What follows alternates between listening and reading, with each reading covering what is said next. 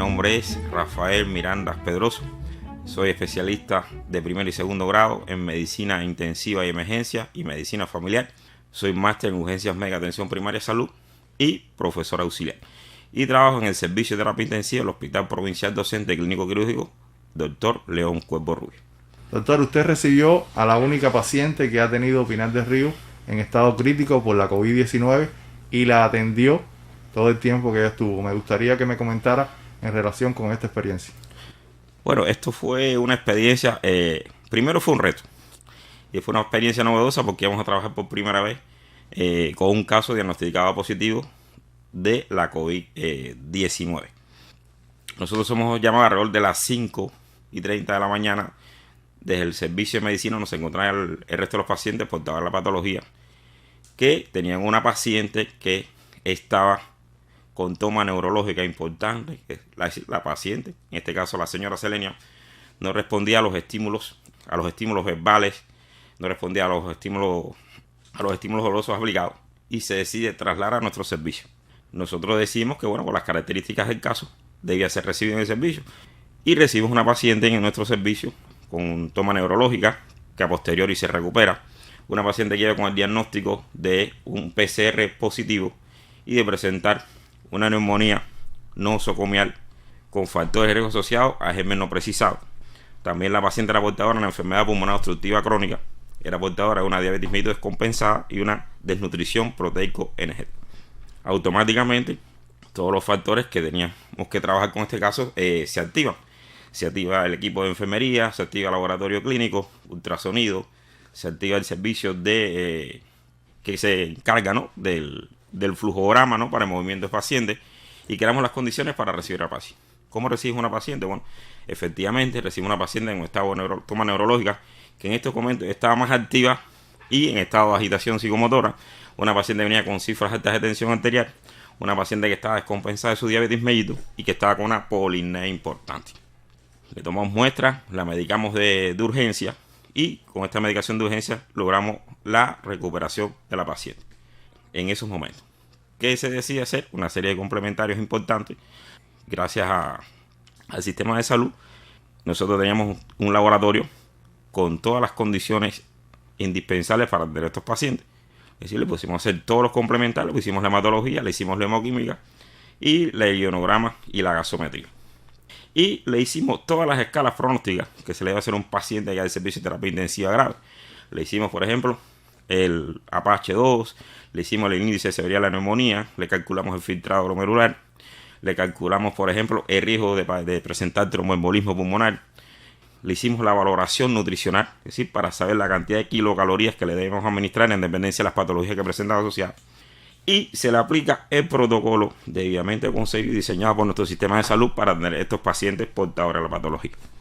Inclusive, tuvimos la posibilidad de trabajar por primera vez en 30 años de médico, ¿no?, de trabajar con indicadores que nos permitían conocer la gravedad del proceso.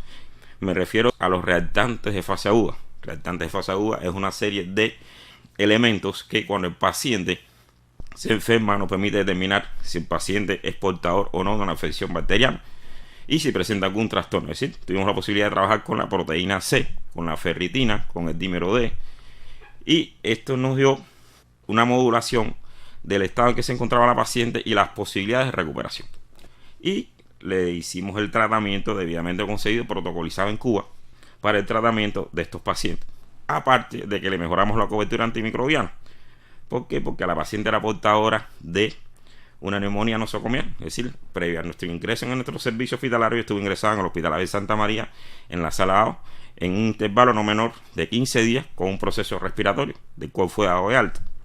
Y le pusimos tratamiento además, o sea, el equipo multidisciplinario que trabajamos para compensar su diabetes mellitus, para mantenerla compensada en la enfermedad pulmonar obstructiva crónica. Es decir, hicimos las indicaciones pertinentes y necesarias para la recuperación del paciente. Esto no hubiera sido posible si no hubiéramos trabajado en un equipo multidisciplinario. Es muy difícil que este tipo de casos con un solo individuo pueda trabajar. Nosotros estamos al frente del equipo como especialistas. Teníamos un residente de medicina intensiva de emergencia trabajando, apoyándonos. Teníamos el equipo de enfermeros.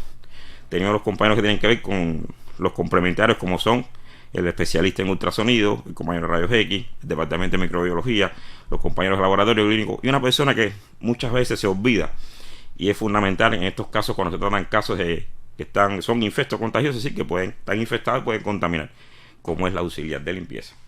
Esto fue lo que nos permitió empezar a trabajar con las pacientes y llegar al final al objetivo, que era recuperarla, es decir, tratarla de sacar del estado crítico en que se encontraba para pasar al estado grave y posteriormente, por ejemplo, ser dada de cuidado para ser dada de nuestro servicio. Y gracias al trabajo multidisciplinario, a los medios de protección, con que contamos también, es muy importante hablar de los medios de protección que puso el Estado cubano a nuestro servicio, y el equipo multidisciplinario, logramos que esta paciente tuviera una respuesta positiva y logramos la recuperación de la misma.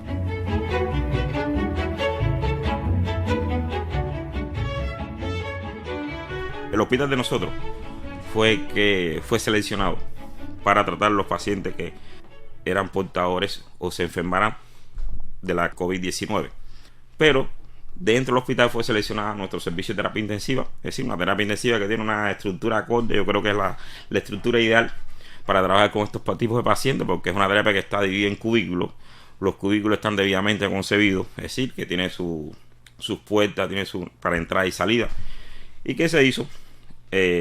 Diseñamos un flujograma que nos permitía entrar y salir, ¿no?, sin contaminar el resto de los compañeros. Es decir, solamente dividimos, por ejemplo, en la zona fría y la zona caliente. La zona caliente, disculpen, ¿no?, le pusimos a la parte donde estaba la paciente, que era la zona que no tenía expuesto a contaminarse, y la zona fría era la zona de descanso. Entonces se hizo equipos de rotación por turnos de 8 y 12 horas. Y entonces, bueno, con las debidas medidas de protección, el aislamiento adecuado, entonces todo el personal que entraba a trabajar era debidamente supervisado por el enfermero que estaba al cargo del team de enfermeros a trabajar, que utilizaron los medios de protección adecuadamente. Se seguía el flujograma trabajando de 8 a 12 horas. Inclusive, en los momentos que tuvieran alguna necesidad, había un enfermero dispuesto para entrar con un equipo a estar al frente del cubículo y cuidar a la paciente, y posteriormente se retiraba. Entonces todo el personal que salía por una puerta de salida que era diferente a la puerta de entrada. Si teníamos el flujograma diseñado, ahí se retiraban los medios de protección y después pasaba, obligatoriamente había que pasar al cuarto de aseo, posteriormente el cambio de ropa y para el área de descanso. Y del área de descanso no se debía de salir, a no ser que existiera una situación excepcional que hubiéramos que salir de la misma. Esto fue lo que nos permitió trabajar con la paciente, recuperar a la paciente, y posteriormente la paciente estaba de alta, que ninguno de los compañeros, ese fue todos los logros, ¿no?, de los compañeros que trabajamos en el servicio, se hubiera contaminado. Y la paciente, yo creo que tuvo la suerte, por todas las cosas, ¿no?, de nosotros contar con un sistema que preparó al personal sabiamente, el personal que iba a trabajar con los casos de COVID, a priori los preparó.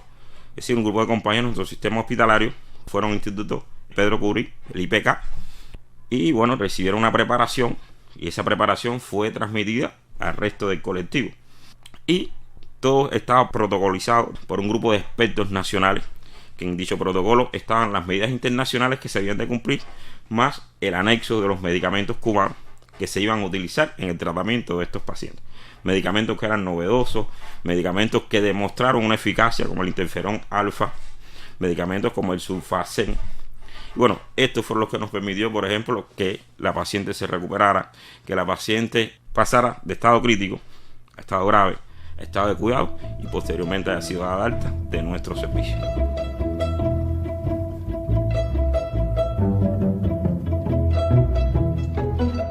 Ella estuvo los primeros días de su gravedad, ¿no?, de muy crítico a grave, estuvo en nuestro servicio. Cuando a la paciente se le hacen los complementarios evolutivos, ¿no?, los complementarios reactantes de fase aguda en parámetros normales, la paciente tiene una mejoría evidente, clínica, radiológica y de los complementarios.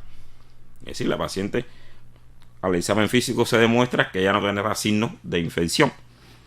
Los complementarios nos demuestran que la paciente ya, desde el punto de vista radiológico, la radiografía se había negativizado. Es decir, que no mostraba lesiones de aspecto inflamatorio como tenía al principio. Y desde el punto de vista de los complementarios, la estabilización, por ejemplo, los reactantes de fase aguda. Esto fue lo que nos indicó que ya la paciente tenía un proceso de recuperación. ¿Qué pasa? Que el paciente se recupera, pero no se movía ese cubículo, porque entonces lo que estamos es creando una fuente de movimiento. Entonces el paciente, como dice, todo paciente que tiene estas características debe estar aislado. Entonces la estuvimos aislando, inclusive fuimos pertinentes y fuimos exigentes en este sentido, porque no solamente trabajamos con ella en ese periodo de tiempo. Es decir, nosotros trabajamos ella con una paciente portadora de COVID, diagnosticado por una PCR positiva. Y teníamos, además de ella, teníamos 2 pacientes ingresados sospechosos de COVID.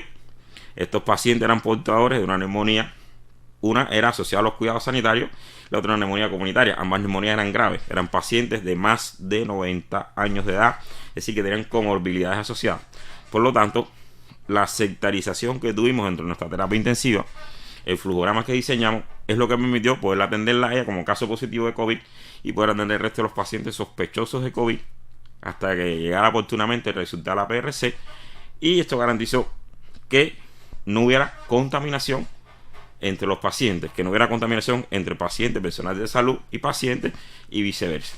Es decir, el aislamiento dentro de la terapia intensiva, el diseño del flujograma, el diseño de nuestra terapia intensiva nos permitió también trabajar así, porque eso es importante. A veces no hay terapias intensivas que no tienen un diseño que permita, es decir, el aislamiento por cubículo, que permitan, por ejemplo, hacer este tipo de trabajo.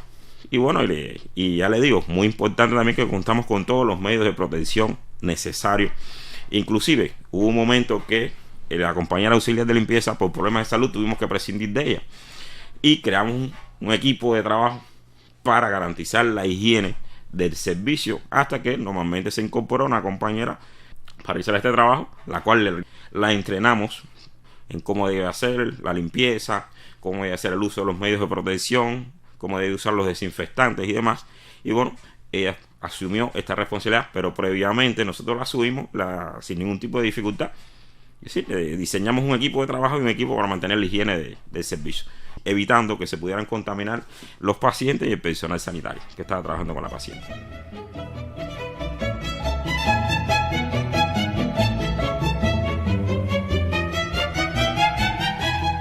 El grupo de trabajo es un grupo, nosotros éramos una mezcla de compañeros que trabajan en el servicio de terapia intensiva y cuidados progresivos. Una mezcla de personas jóvenes con personas con cierta experiencia, pero un grupo muy bien imbricado.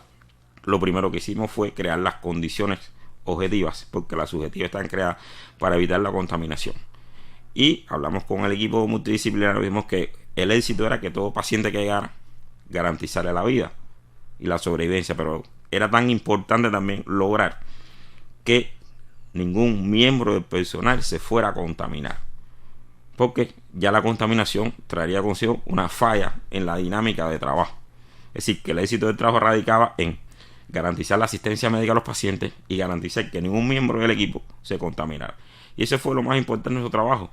Creamos condiciones también, creamos un local para los equipos de protección, ponerlos en un lugar, la desinfección de los equipos de protección. Es decir, teníamos equipos de protección desechables y los equipos de uso permanente. Los equipos de uso permanente siempre los desinfectábamos. El personal se desinfectaba posterior a la salida del trabajo. Es decir, ya sea el personal médico que asistíamos a la paciente, como el personal de enfermería, como lo hacía la auxiliar de limpieza, que era la más expuesta, porque la compañera auxiliar de limpieza era la encargada de la higiene en la zona donde estaba la paciente, la higiene en el resto de los servicios y la higiene en los locales donde estábamos nosotros.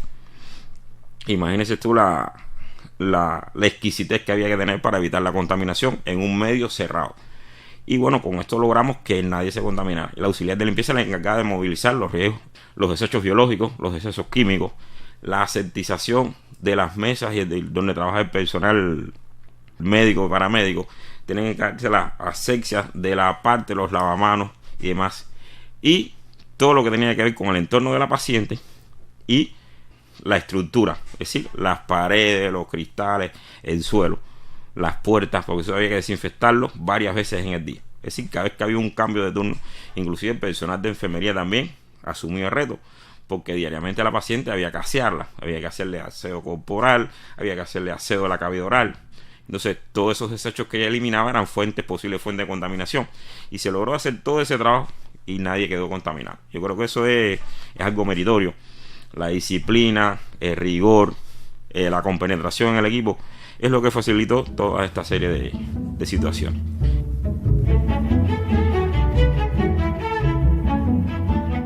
cuando se reporta un paciente de estado crítico es una paciente que constantemente la población está a la expectativa de la evolución. Le digo que es una paciente que por sus características muchas personas pensaron que se había complicado y había hasta perdido la vida, porque recibo muchas llamadas de muchas personas preguntando por ella si había fallecido. No, que en ningún momento, que la paciente estaba estable. No podíamos dar falsas expectativas, pero habíamos dicho que la paciente estaba asimilando el tratamiento y se mantenía estable. Y posteriormente, cuando nosotros decidimos el traslado, fue una alegría total, porque el trabajo realizado, que era salvarle la vida a esa persona que llegó requiriendo nuestros servicios, la asistencia médica especializada. Fue un compromiso que asumimos. Yo creo que fue el equipo de trabajo. Nosotros hablamos, optamos como lema que teníamos que hacer todo lo posible para que todo paciente grave que llegara a nuestros servicios o complicado no falleciera. Creo que ese reto lo cumplimos, porque no solo actuamos con ella, interactuamos total en ese periodo de tiempo, es decir, del 20 de abril al 2 de mayo, interactuamos con 6 pacientes. Es decir, fue la paciente COVID más los sospechosos. La comunicación se ha mantenido. Ella tuvo de regresar por un cuadro de fiebres y diarrea, pero se recuperó y hemos mantenido el contacto con ella, con su familia. Inclusive en la voz hemos notado que hay una mejoría evidente del estado en que llegó, el estado que... Pues nosotros le hicimos al alta que estaba... Yo pienso que ha sido en parte por la emoción, una voz un poco temblorosa, pero bueno, ya conversando desde su hogar con ella, con su esposo, nos dimos cuenta que bueno, con una paciente que evidentemente está recuperada, y lo que le sugerimos es que siempre que se cuide, que es una paciente que tiene mucho riesgo, mantenerse compensada de su enfermedad pulmonar obstructiva crónica, de su diabetes mellitus, para que tenga una vida tranquila, una vida segura, no haya complicaciones.